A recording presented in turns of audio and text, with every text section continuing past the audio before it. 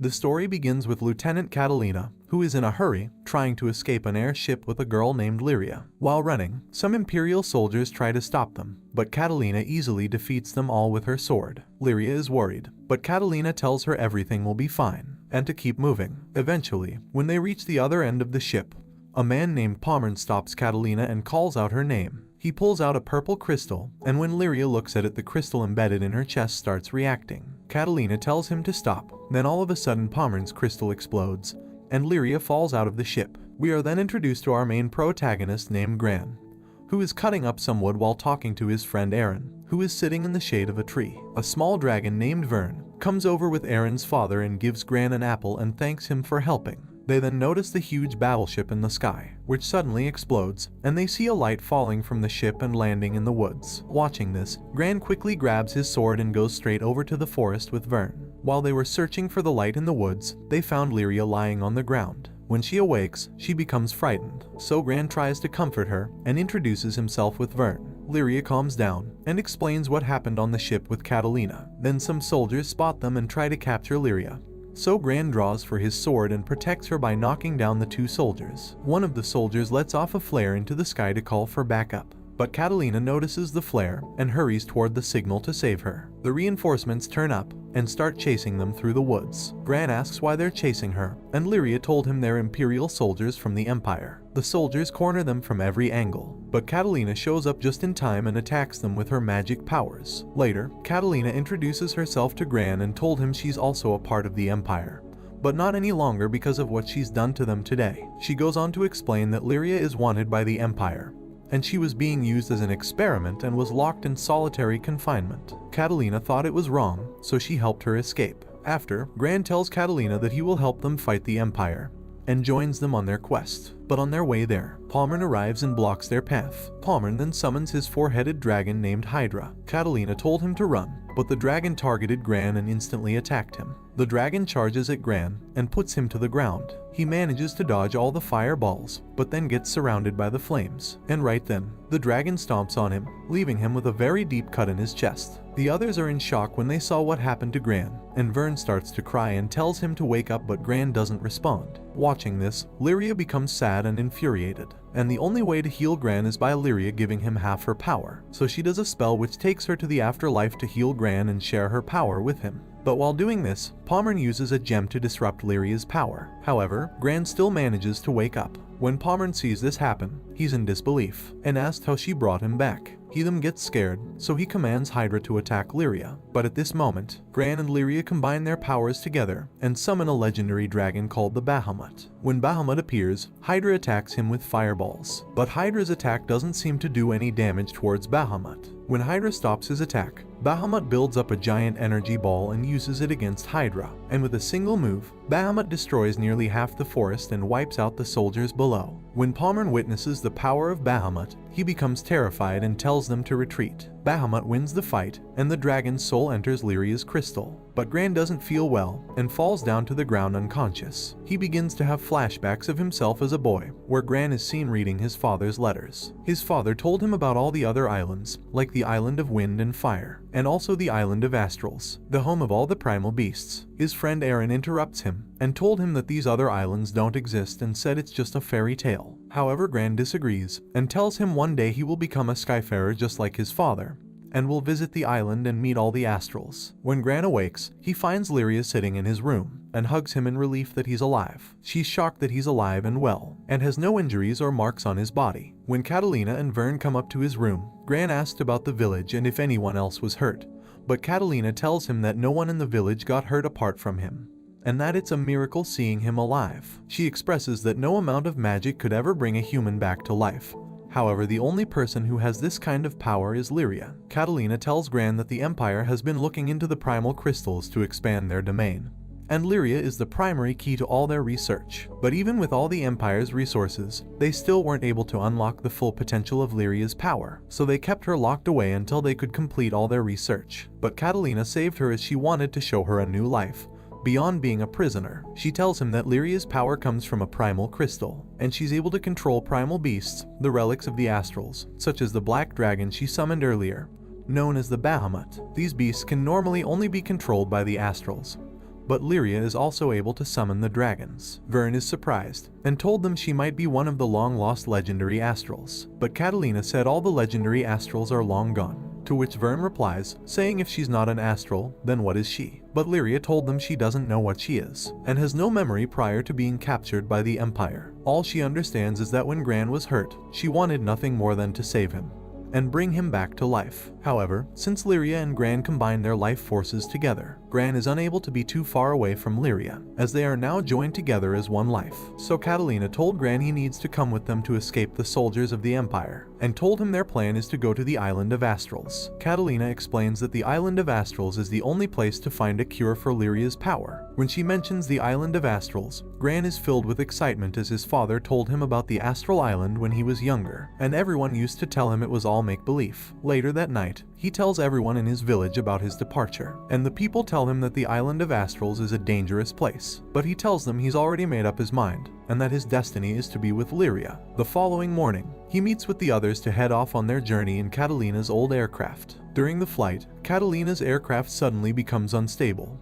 and they end up crashing on an island called Angana. Soon, a man named Rackham spots them crashing and inspects Catalina's ship. He tells them their ship has been completely destroyed and will not be able to fly again. After his inspection, he tells them they need some proper flight training, then puts his bag on and leaves. Later, Catalina takes everyone to the town where Gran buys a new sword, and Lyria takes a diary to write her adventures in it. The following day, Catalina is arguing with the receptionist at the airship station, who told her all the ships have sold out and the next one will be available in a few days. Then Gran notices a giant airship landing outside the station, and said he's always wanted to fly a ship just like this. Then Rackham shows up again and introduces himself. After, he takes them to his workshop and shows them their destroyed airship, which he's currently fixing. Suddenly, two spies from the Empire, Drang and Strum, appear. Drang tries to capture them by deceiving them, and tells them he has a spare airship they can use, and has lots of fresh apples, but he accidentally slipped up by mentioning Lieutenant Catalina's name during a sentence. Hearing this, everyone becomes more cautious and tries to escape with the help of Rackham. Drang and Strum started chasing them, and almost captured them in an alley, but Gran told them not to worry, and draws for his sword. Seeing this, Drang and Strum get ready to fight back and use their magic powers against Gran. Gran gets ready to attack with his new sword, but while approaching them, Gran gets help from a mysterious lady from above. Rackham found them and shows them the secret tunnels, and leads them back to Catalina. While Gran is sitting with Catalina and the others, he told Catalina about the two spies of the Empire that tried to capture them. Catalina said they must be secret agents working for the Empire, and told them it's not safe here. So Gran suggests they should leave the island right away. But Catalina says all the flights are already booked, and they don't have enough money to buy a new airship. While talking, a girl named Silo appears and tells them she's the bar owner, and says she can help them with whatever problems they're having. Lyria is surprised that someone this small is running a business, but she explains that she is a grown-up person. However, she's from a different race, called the Harvin, so that's why she's small. Catalina asks Silo if she can help them find an airship, but she replies saying that all the Skyfarers are unavailable for hire, but she does have an old airship for sale, but she expresses that it's too expensive for them to buy and also they have no one to fly the ship. So the people sitting next to them heard what they said, and mentions a guy named Rackham, a retired helmsman who might help them fly the ship. So Gran and the others went off to find Rackham, to ask him to be their helmsman. But when they arrive near his ship, they notice a Harvin named General Furious, who is leading some Empire soldiers nearby. Catalina says that they should hide in the building until he leaves, but Furious detects their movement and destroys the building they're hiding in. Watching this, Rackham uses his sniper and fires at the soldiers. He also shoots near Gran as a signal to show him the secret underground path. They then meet Rackham as they go into the underground tunnel, and then he leads them back to his house. At Rackham's house, he asks them what they were doing near his ship. So Gran tells him that they were looking for him to be their helmsman. But Rackham says he cannot go anywhere without his beloved ship named Grand Cipher. Rackham explains that Grand Cipher is a ship he's been building his whole life, and once it broke down he stopped flying entirely, and won't fly another ship as he's loyal to Grand Cipher. Gran smiles, and says he understands his feelings. Catalina spots Furious leaving the area, and said it's safe to leave. But Gran mentioned to Catalina something he heard General Furious say, which is his plan to destroy the whole island. So Catalina says they will need to warn everyone in the city and evacuate the island. When they are about to leave, Rackham stops them and says he will also go with them. While returning to the city, they meet again with the two spies of the Empire. Drang tries to offer them an airship, and told Vern he has a bag of apples, and said all they need to do is follow them. but Catalina said she knows their true intentions, which is to imprison Lyria again. When Catalina refuses their offer, Drang says they have to force them to get on their ship, and then starts to fight with his magic powers. So Rackham fires back at them, and Gran uses his sword against Drang. However, their powers are unmatched against Drang's abilities. Suddenly, the weather becomes terrible, and a tornado storm begins to form. So Drang and Strum quickly retreat. After that, they go into the city hall, where many people are taking refuge due to the storm which is destroying their homes. Rackham said they need to get everyone off the island immediately, and asks if anybody has a ship available, to which a man replies saying he has a big enough ship, but his helmsman is severely injured, and no one can fly the ship. So Rackham says he will be the helmsman and take control of the ship. He tells everyone not to worry and explains that he's used to flying in these types of weather conditions. They take a small group over to the airship to get it started up. But all of a sudden, General Furious destroys their last airship and says that Tiamat, the goddess of wind, will destroy the entire island, and will unleash her primal beast upon them. Lyria says she can stop Tiamat with her powers, but only if she gets closer to Tiamat. Rackham says his ship might be waiting for such a day to fly, and takes a chance with Grand Cypher. Rackham starts talking to the ship and begs it to start up one last time, and he manages to get it started. Once they reach a high enough altitude, they come across the primal beast Tiamat, who's been corrupted by General Furious. Lyria communicates with Tiamat using the primal crystal, and asks her not to destroy the island. But Tiamat doesn't listen to her commands and still attacks. Lyria tries once again to interact with Tiamat, but she cannot get through to her, as the Empire has put an infected crystal embedded in her chest to corrupt her mind and go against her own beliefs. Lyria asks Gran to destroy the corrupt crystal using the power of the Bahamut. After gaining the power of Bahamut, Gran jumps straight off the side of the ship and activates his sword ability. He gets directly above Tiamat, and once he gets close enough, he finally destroys the crystal, making her normal again and saving the island. Tiamat brings Gran back to the ship and gives Lyria a gift, then fades away. Later on, they all go to eat, and Lyria pulls out the gift that Tiamat gave her, and when they both touch it, they can see some visions of a volcano and a giant broken down factory. Silo is shocked after seeing the gift, and tells her it's a piece of a sky map. Catalina says she's heard of the sky map fragments before, and there are other pieces which all fit together and is needed to get through the place they need to go. Later that night, Gran visits Rackham and asks him if he wanted to be their helmsman. He asks Gran for the destination of where he wanted to go, and Gran told him he wants to visit the island of Astrals. Rackham is surprised hearing this and wanted to know why, so Gran tells him his father is waiting for him on the island of Astrals. He shows Rackham the letter his dad sent to him when he was younger, and Rackham told him he didn't know this place actually exists. After talking, Rackham tells Gran he wouldn't want to miss out on seeing the islands of Astrals, and agrees on being their helmsman. The next day, they leave and fly out to the destination, and they end up at the first location called Vaults, where they need to gather supplies, as it is known to have plenty of steel and armor and food. However, they notice that the town is pretty much empty and no one is around, but the shops are still stocked with items. After they enter a restaurant, and here they meet with a man who said he was a secret agent and works for the government of Vaults. He was impressed when he heard about Gran and his group saving the city of Port Breeze from the storms of Tiamat,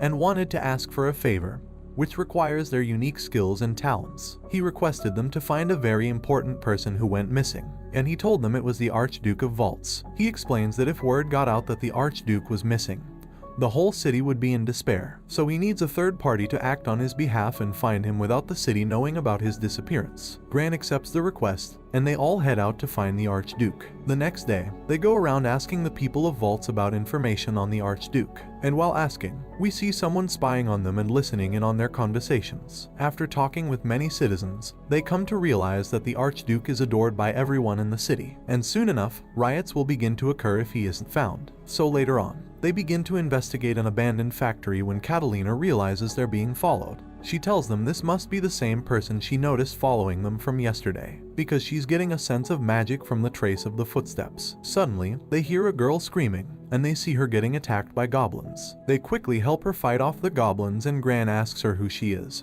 and she tells them her name is Io, a mage of Vaults, and she's been following them because she knows that they're also trying to find the Archduke, who is her master. She told the group that the Duke is her mentor in the arts of magic, and told them he's a brilliant magician who can also build amazing structures and machines. But one day the people from the Empire turned up and he disappeared. Gran shows Io the locations they've written down as to where the Archduke might be, and she told them one of the places sounds familiar, so they leave to investigate the location. They then arrive outside a giant cave, and Io notices a secret entrance hidden by using magic. They enter the secret passage and end up inside a hidden laboratory. While inside, they begin searching for the Archduke, and Lyria tells the others she senses something inside the lab. Suddenly, the two spies of the Empire come out and tell them that this place was first discovered by the Astrals, and what Lyria is sensing is the primal beasts. We then see a girl walking next to the Supreme Advisor of the Empire, known as the Black Knight, which is the strongest Imperial Knight in the kingdom. After seeing this, Catalina is shocked, and she asks them what the Black Knight is doing here. They told the group that they're also trying to find the Archduke, because he agreed on doing a joint project with the Empire, which involves using primal crystals. But the Duke took all the research and used it for himself, and put the crystal inside one of his giant machines. After they leave, a mechanical monster appears behind them, and Io tells them this machine must be one of the machines built by the Archduke, and his magic powers are controlling the monster. Io ran up to the machine and begged her master to stop, but the machine didn't listen to her and starts attacking her.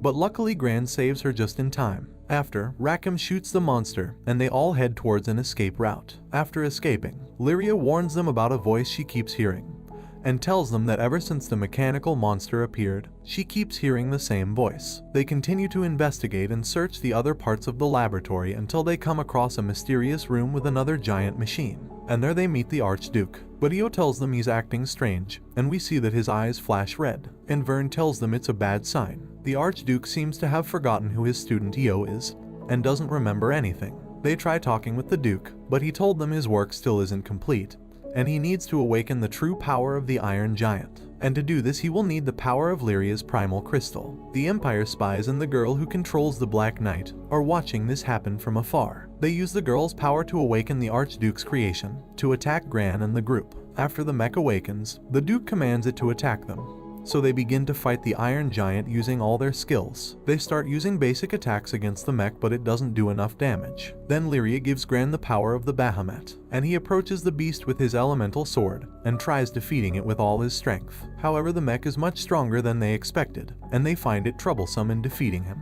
Then Io gets mad at her master for turning against her, so she uses the magic that the Archduke taught her, and she manages to knock down the mech. But Colossus gets back up, so they all bind together as a team and use their abilities simultaneously to defeat the giant mech. After defeating Colossus, Io goes up to the Archduke and uses her magic to snap him back to reality and remove the evil curse the Empire put on him. She starts to cry when he remembers her, and then we see a flashback of Io when she was younger. She explains how an epidemic of a disease spread throughout the city and caused the death of her mother and father. So for a long time she lived alone, until the Archduke found her and took her in, and treated her like his own daughter. He was kind, and even taught her how to do magic, and made her feel happy even after what happened. After, Io asks everyone what their next plans are now that they've found the Archduke, and Gran told her they will be continuing on with their journey towards the island of Astrals. The next day, they all get ready to leave for the next trip, and say their goodbyes to the people of Vaults. But that's when Io tells the group she will be traveling with them,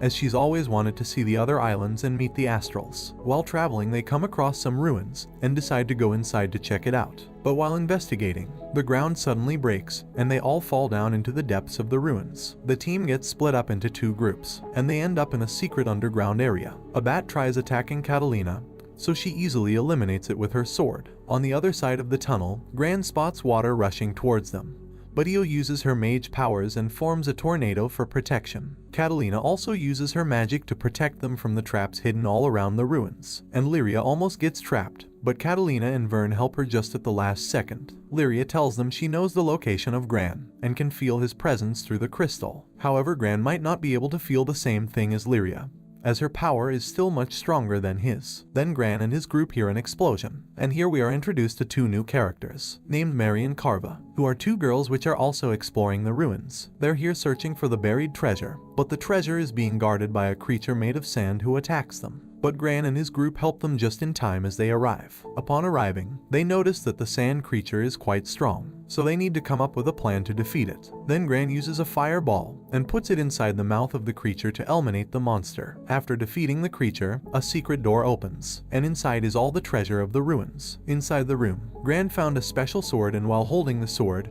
it forms a bright light. Then they all get teleported outside. After being teleported, the ruins disappear, and Carva and Mary get upset as they didn't get any of the treasure. After, Lyria is seen having a vision where all her friends are dead, and there was another version of Lyria, but she wakes up and it was only a nightmare. The next morning they head off to their destination, and they arrive on an island which appears to be uninhabited. But Lyria tells them she senses something on the island, so they begin to investigate and explore deeper. They find some people on the island, and a man named Eugene recognized Rackham from Port Breeze. He introduces himself to the rest of the group and explains that their island is currently at war with the Empire. He takes them over to the city, and when they arrive, the group is amazed about how beautiful the city is, and are surprised that a city like this is at war with the Empire. A man then told the people of the city that he was just attacked by a monster. He was badly injured, so Lyria healed him with her magic powers. They then head over to the town stores and buy some supplies, and while buying the supplies, Gran spots a blue necklace and gave it to Lyria as a gift. While this happens, we see some hooded figure watching them,